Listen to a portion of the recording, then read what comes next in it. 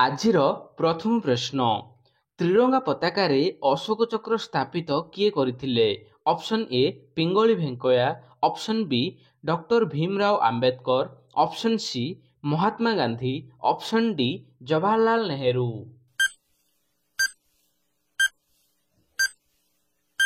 ତେବେ ଫ୍ରେଣ୍ଡସ୍ ଏହାର ଉତ୍ତର ହେଉଛି option B doctor Bhimrao Ambedkar. Friends ଆପଣମାନେ ଜାଣିଥିବେ ଯାହାକି 1947 ପୂର୍ବରୁ ଯାହାକି ଆମର ତ୍ରିରଙ୍ଗା ପତାକାରେ ଅରଟ ବା ଚରଖା ଲାଗିଥିଲା, ଠିକ୍ ଅଛି। କିନ୍ତୁ ତାପରେ ଯାହାକି ଆମର ଅଶୋକ ଚକ୍ର ସ୍ଥାପିତ ହେଲା। ଦେଖନ୍ତୁ ଯେତେବେଳେ ସେମାନେ ଲେଖିଲେ ଯୋଉଟାକି ଆମର ସମ୍ବିଧାନ, ସେହି ସମୟରେ ମହାତ୍ମା ଗାନ୍ଧୀଙ୍କ ଆଦେଶ କ୍ରମେ ଯାହାକି ଅଶୋକ ଚକ୍ରକୁ ସ୍ଥାପିତ କରାଗଲା ଆମର ତ୍ରିରଙ୍ଗା ପତାକାରେ। ତ ଦେଖିବା ବର୍ତ୍ତମାନ ପରବର୍ତ୍ତୀ ପ୍ରଶ୍ନ, କେଉଁ ଫଳ ଭିତରେ ବିଷ ଥାଏ?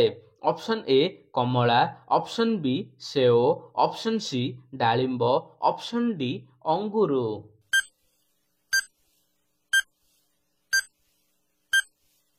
ତେବେ ଫ୍ରେଣ୍ଡସ୍ ଏହାର ଉତ୍ତର ହେଉଛି ଅପସନ୍ ବି ସେଓ।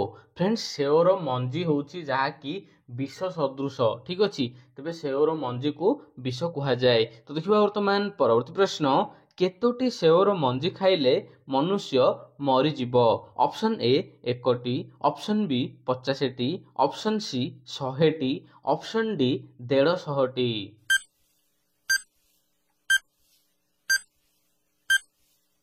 ତେବେ ଫ୍ରେଣ୍ଡସ୍ ଏହାର ଉତ୍ତର ହେଉଛି ଅପସନ୍ ଡି 150ଟି। ଫ୍ରେଣ୍ଡସ୍ ଗୋଟିଏ ନୁହଁ କି ଦୁଇଟି ନୁହଁ, ଏଇ ସେଓର ମଞ୍ଜି ଖାଇଲେ ମରିଯିବେ।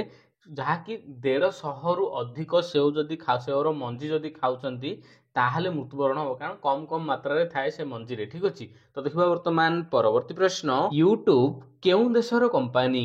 Option A Bharat, option B Japan, option C England, option D America.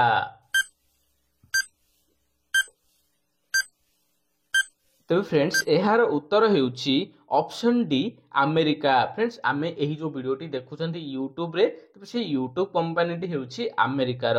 ତ ଦେଖିବା ବର୍ତ୍ତମାନ ପରବର୍ତ୍ତୀ ପ୍ରଶ୍ନ, କେଉଁ ଦେଶରେ ଯୌତୁକ ନେବା ଦେବା ଏକ ଅପରାଧ ଅଟେ?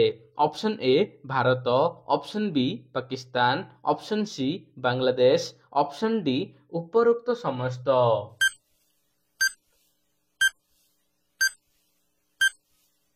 ତେବେ ଫ୍ରେଣ୍ଡସ୍ ଏହାର ଉତ୍ତର ହେଉଛି ଅପସନ୍ ଡି ଉପରୋକ୍ତ ସମସ୍ତ। ଯାହାକି ଏସିଆ ମହାଦେଶର ବହୁତ ଦେଶରେ ଯାହାକି ଅପରାଧ ହୋଇଥାଏ ଯଦି ଯୌତୁକ ନେବା ଦେବା କୁହାଯାଏ। ଯେମିତି ଭାରତ ହଉ, ପାକିସ୍ତାନ ହେଉ, ବାଂଲାଦେଶ ହେଉ, ଶ୍ରୀଲଙ୍କା, ଆଫଗାନିସ୍ତାନ, ଏହି ସବୁ ଦେଶରେ ଯାହାକି ଅପରାଧ ହୋଇଥାଏ।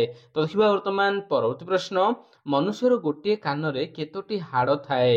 ଅପସନ୍ ଏ 1ଟି, ଅପସନ୍ ବି 3ଟି, ଅପସନ୍ ସି 5ଟି, ଅପସନ୍ ଡି 7ଟି।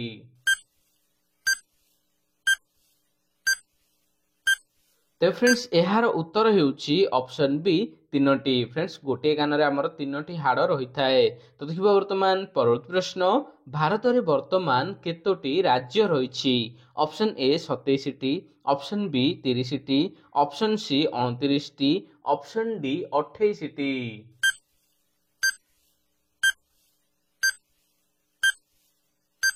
ତେବେ ଫ୍ରେଣ୍ଡସ୍ ଏହାର ଉତ୍ତର ହେଉଛି ଅପସନ୍ ଡି 28ଟି। ଫ୍ରେଣ୍ଡସ୍ ବର୍ତ୍ତମାନ ଆମ ଦେଶରେ 28ଟି ରାଜ୍ୟ ରହିଛି।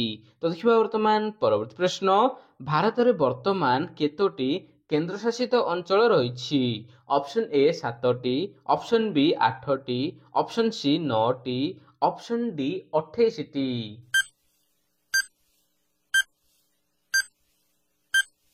ତେବେ ଫ୍ରେଣ୍ଡସ୍ ଏହାର ଉତ୍ତର ହେଉଛି ଅପସନ୍ ବି 8ଟି। ଫ୍ରେଣ୍ଡସ୍ ଭାରତରେ ବର୍ତ୍ତମାନ 8ଟି କେନ୍ଦ୍ରଶାସିତ ଅଞ୍ଚଳ ଏବଂ 28ଟି ରାଜ୍ୟ ରହିଛି।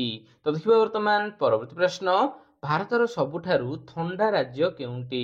Option A Ladakh, option B Odisha, option C Arunachal Pradesh, option D Himachal Pradesh.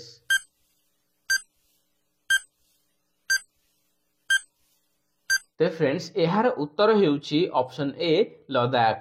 Friends Ladakh ହେଉଛି ଗୋଟିଏ ୟୁନିୟନ ଟେରିଟୋରୀ ବା କେନ୍ଦ୍ରଶାସିତ ଅଞ୍ଚଳ। ତେବେ ଏହା ଯାହାକି ଆମ ଦେଶର ସବୁଠାରୁ ଥଣ୍ଡା ଆମେ ରାଜ୍ୟ ବା କେନ୍ଦ୍ରଶାସିତ ଅଞ୍ଚଳ କହିପାରିବା।